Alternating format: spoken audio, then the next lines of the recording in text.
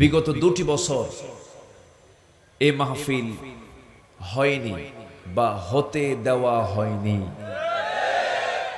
আসতে বলবেন না, হয়নি না হতে দেওয়া হয়নি?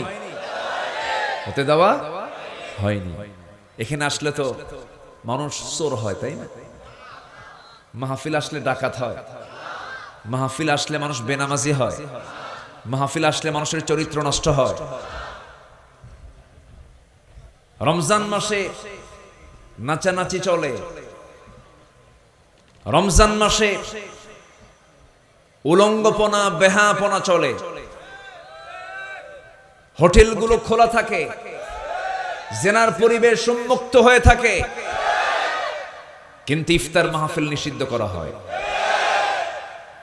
ওই চেতনার ধ্বজাধরী কিছু বাম রামেরা, ওই পন্থীরা চায় আল্লাহর জমিনে কোরআনের কোন আলোচনা না হোক। সম্মানিত ভাইয়েরা, যারা কোরআনকে অচল রাখতে চায়, যারা কোরআনের কথাকে যারা দামিয়ে রাখতে চায়, বন্ধ করতে চায়, তারাই অচল হয়ে যাবে। জোরে বলি ইনশাআল্লাহ, আর জোরে বলি ইনশাআল্লাহ। অচল হয়ে যাবে।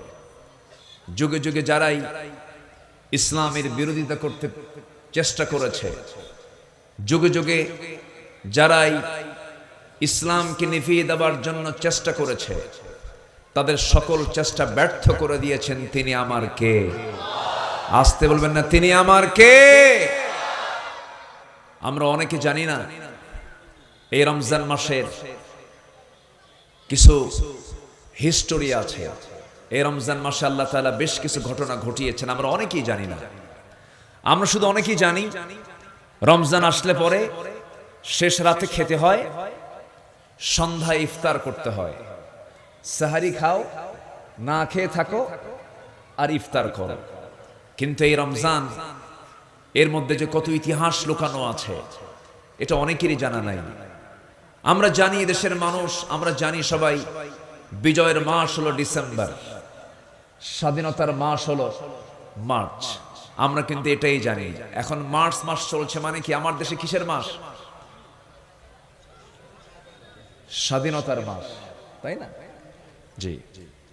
তাহলে বিজয়ের মাস, স্বাধীনতার মাস আমরা ডিসেম্বর এবং মার্চকে জানি। কিন্তু আপনি যদি কোরআনকে বলেন, আপনি যদি ইসলামের ইতিহাস থেকে জানতে চান বিজয়ের মাস কোনটা, বদর যুদ্ধের মাস কোনটা, বলেন কোন মাস? আরো জোরে বলেন কোন মাস? রমজান মাস।